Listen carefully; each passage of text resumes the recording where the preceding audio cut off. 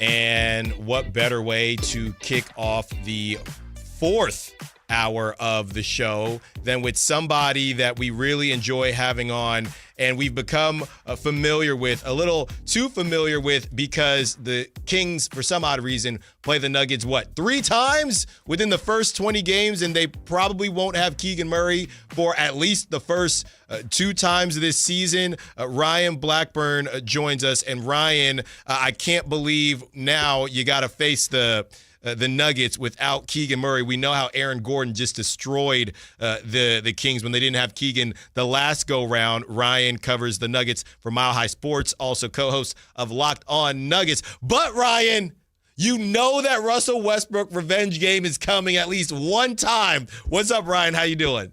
Man, I'm good, and I know it. I know it from experience because watching Russell Westbrook face the Los Angeles Clippers last year was a spiritual experience. It was a very clear difference in terms of how he faced everybody except the Lakers from a week-to-week kind of day-to-day basis. He holds, and like, this is a good thing. Like, this is the attitude that you want to see him bring to those kinds of games. You like to see guys play with edge. That dude plays with a level of edge against teams that he feels like he's been wronged by.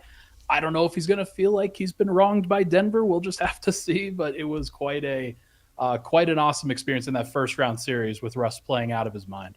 Well, let's start here, Ryan, talking to Ryan Blackburn of Mile High Sports and Locked On Nuggets. He had a player option, right? He had a player option, and it took him this long to get signed, even though he was rumored to be with the Kings basically all offseason as soon as free agency started.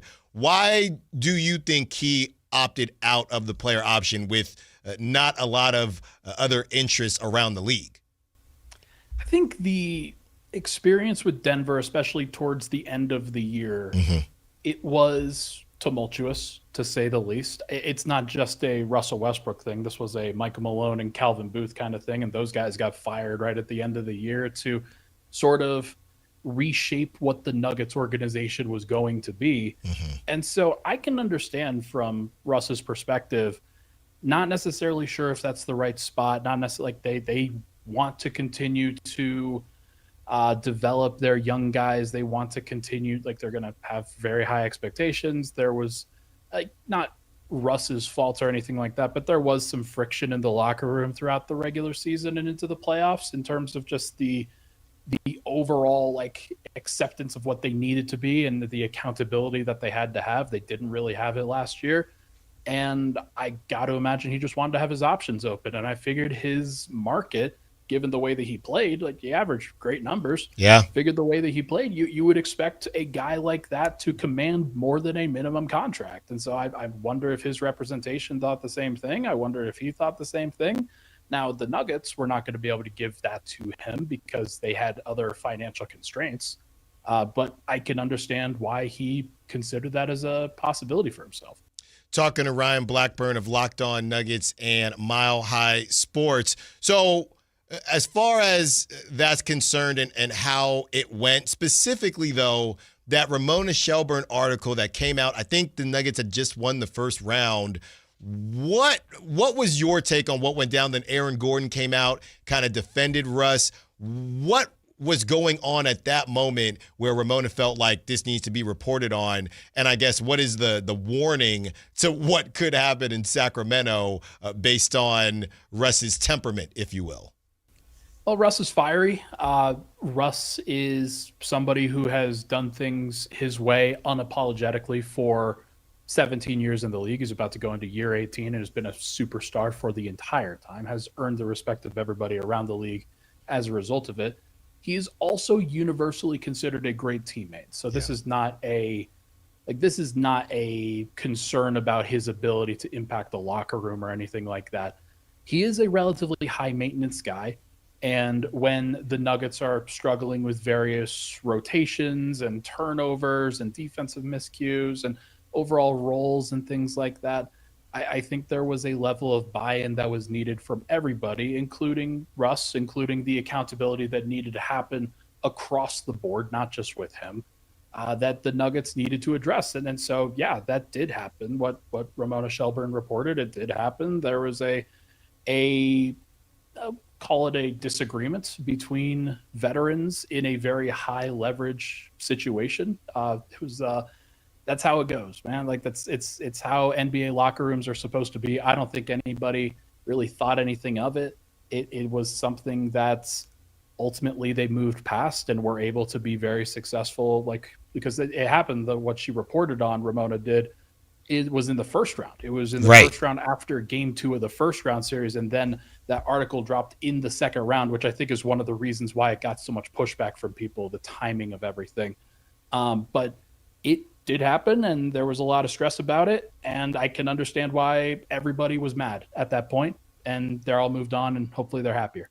Talking to Ryan Blackburn of Locked On Nuggets and Mile High Sports. Ryan, do you think it's something when it comes to, I guess, culture, if you will, or old school versus new school? Michael Malone saying nobody wants to watch film. I know the Kings have some veterans on that team, so maybe it'll work out a little bit better. But do you think that was part of it? I guess, for lack of a better term, culture, or just the idea of that's not how I've done things, and Russ being on his 17th season working with, I mean, I got a nephew who's, I don't know, 10 years younger than me. Half the stuff he says, I don't even know what the heck he's talking about. Do you think that was maybe part of the issue in Denver when there was an issue? Not to say there was an issue the whole time, but when there was an issue? Kyle Speller, the Nuggets PA announcer in the game last night, made a 6-7 reference, and half of the entirety of the arena kids were doing 6-7, Oh, my and everybody goodness. else had no idea what they were talking about. So I understand there's a generational gap in the NBA just as much as there is in the real world. And, Yes. Russ is part of the old guard. He is, and there's a lot of people that are part of the old guard. DeMar DeRozan is a noted old guard player at this point in his career. Zach LaVine's an elder statesman. There are some other guys on the Kings that are going to be like they're going to receive Russ really well in terms of the energy that he provides, the style that he plays. It's going to be interesting to see how it all works out.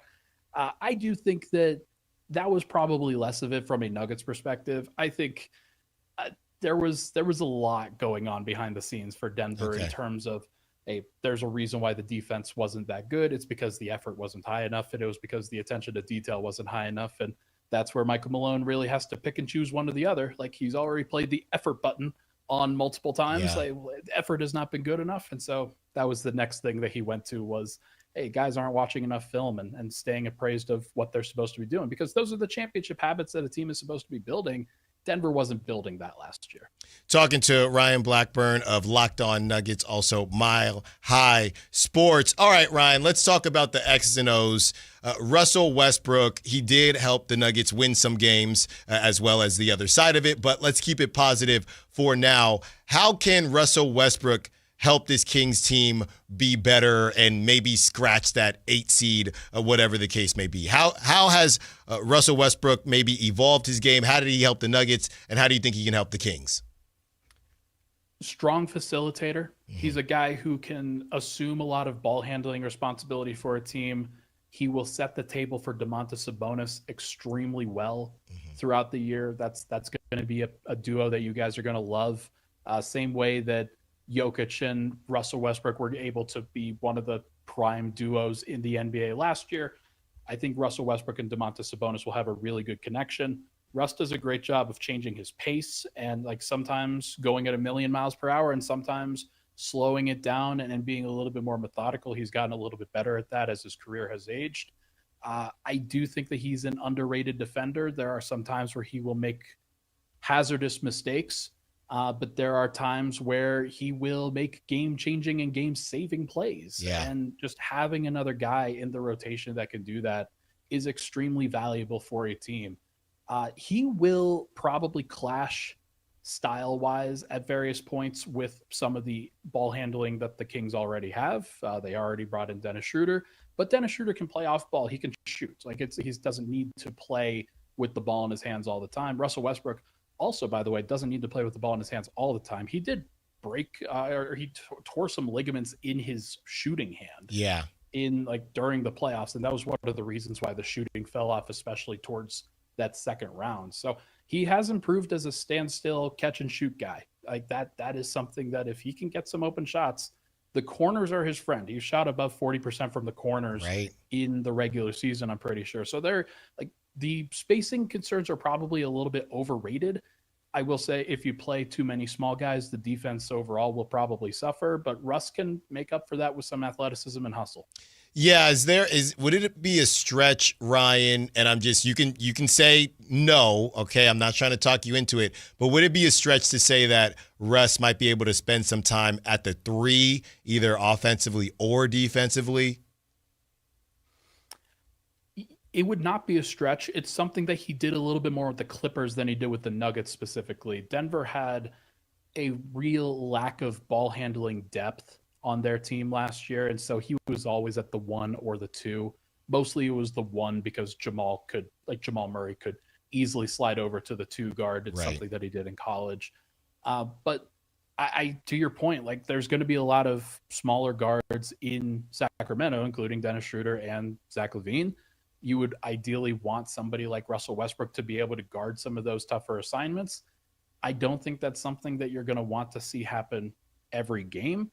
It's probably more of an as needed basis, because if you force Russ to do that for an entire season, he's going to wear down, he's going to get tired, and then the rest of the game will suffer. But I do think that it's something like he is very capable to surprise, to be an athletic kind of havoc wrecker of teams on both ends of the floor.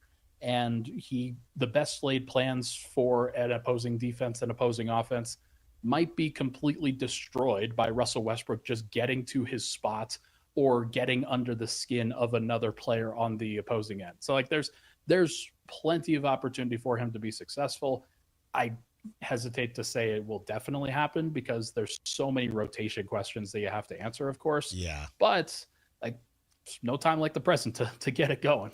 Ryan Blackburn, thank you so much for joining us. You can check out Ryan's work on Mile High Sports. He's also the host of Locked On Nuggets. Ryan, one more before I get you out of here. Do you think he played 27 minutes on the Nuggets, which is crazy. And obviously that caused some clashes and people got fired, and that wasn't necessarily the plan, I don't think, when the Nuggets signed him. But do you think there is a minimum amount of minutes that will keep Russ happy? Because I've approached it saying, look, he's on a minimum deal, right? And obviously the Kings, it's come out, Sam Amick said they've had some trouble at the backup point guard position, and there's been also conversations as to whether it's overstated or not. We'll see. But if one of these guys, if Keon Ellis said, hey, Russ, good for you, but I'm not giving up that spot, he takes a leap, or dare I say a Devin Carter, who they just picked up his option, is there a minimum amount of minutes where if Russ is, doing the Chris Paul mentor thing, getting 7 minutes a night or 10 minutes a night, something like that, could it get a little bit spicy? Do you think, Allen, he needs to get his 15 to 17 after averaging 27, or this thing could get a little bit squirrely?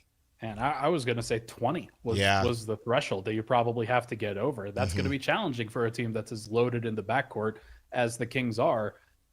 It's tough because even I think the role that he played with the Clippers was about the same in terms of the minutes per game load that he was playing, whether it was as a starter or as a bench player. Right. He was doing a lot. With the Nuggets, he was doing a lot, despite the fact that it's almost more about the opportunities within those minutes that are like you want to get a certain amount of shots. You want to have the ball in your hand. Like if you force Russ to play 15 minutes per game as your shooting guard backup or as your small forward backup, and he doesn't get to play point guard ever again, that could be a problem. That could be very concerning for a team that's trying to stabilize things and wants as a lot of different agendas and things that are pulling in different directions. You want to make sure that doesn't upset the apple cart. I'm curious to see how it works out, Alan. I think that this is going to be a really fascinating kind of layer because you've got a lot of guys that have overlapping skill sets. And for that reason, you want guys like Devin Carter, you want guys like Keon Ellis to be able to contribute some of the detail stuff. And I'm curious to see who ends up sacrificing, who ends up taking on a lesser role. Because if it's Russell Westbrook, it is so late in the year that maybe that's fine, but it'll be fascinating to see. Ryan Blackburn, thank you so much for joining us as always. And look, I love talking to you, Ryan, but unfortunately, the Kings play the Nuggets about 3 times in the first 20 games. So we will probably be talking a decent bit here to kick off the season. Thank you so much. Be sure to check out Ryan on Locked On Nuggets and also check out Mile High Sports as well. We will talk to you soon, Ryan, because we play you so dang much. Enjoy the rest of your week. Thank you once again, Alan. Good to hear from you. Great stuff from Ryan Blackburn. Man, oh man. Okay, and that wraps up our Westbrook guest extravaganza. What a time it was. What a time.